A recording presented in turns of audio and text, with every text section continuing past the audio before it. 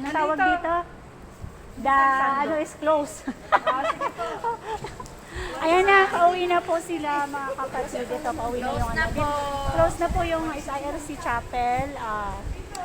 Sinundo na po yung mga dalawang pamilya na nag-evacuate dito, pauwi na po sila. Tsaka yung ating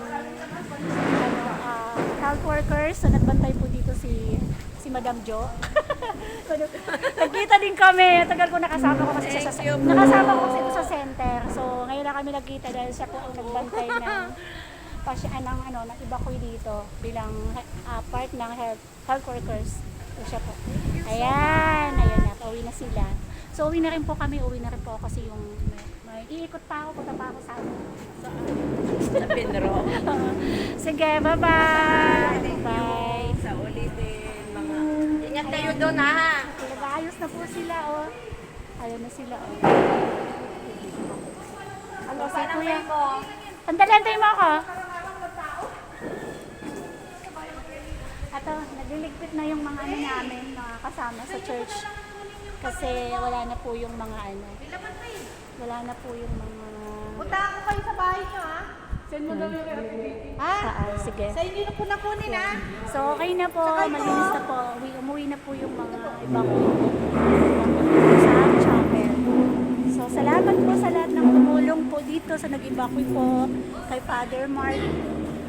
Tapos sa mga church workers, sa aming social worker na si Ate Sel. Ayan siya, oh. Nagliligpit na. So, ayan. Aming social ministry pala. Worker na. Social ministry namin dito sa chapel. So, ayan na. So, nagliligpit na sila Kuya Hill.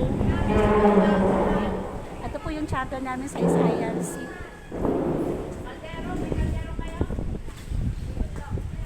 Uwi na sila. Ayan na sila.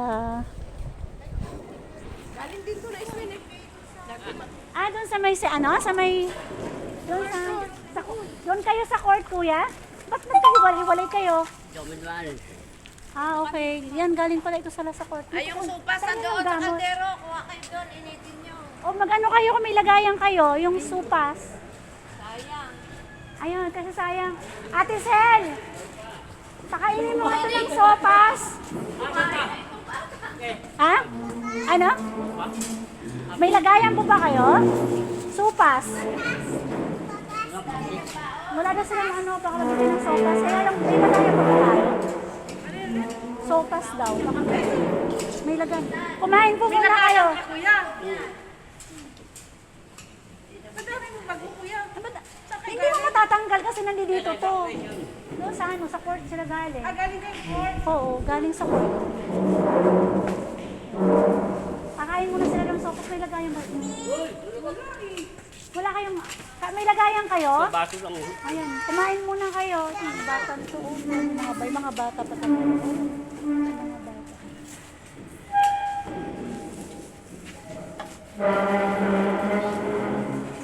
Diyan, Sila. Pag-uwian na po. Galing po ito sa Windport. Pumunta sila dito dahil yung mga kasama nila, akala nila dito pa, so wala na, umalis na. Itong masipag kong kasama ng health workers dito, ayan, nandito pa rin siya. Yung pinantay dito. Ikaw? Ako ba? Ako pala yung hinihintay niya, nagpapahintay Ikaw pala ako. hinihintay ko. Nagbablog lang ako sandali, wala akong so yun. So salamat po sa Lord, kay Lord na naging maayos na po. Wala na yung bagyo. Naging maayos na po yung panahon. Nakauwi na po yung mga nag-evacuate po dito sa SILC Chapel. Ganun din po yung sa East Wind Court. Nakauwi na rin po. Naging maganda na po ang panahon. So, sana po tuloy-tuloy na po. Thank you, Lord. Maraming salamat po sa mga dasal na pinakinggan niyo po. Ayan po. So let's go na. Bye-bye po. Thank you, Lord. Salamat po. Maganda na po yung panahon po. Pakita ko po sa inyo, maganda na yung panahon. Ayan. Ayan. Ayan yung bundok. Maganda na yung bundok. Maliwanag na yung bundok namin dito sa Montalban. Okay. Bye-bye.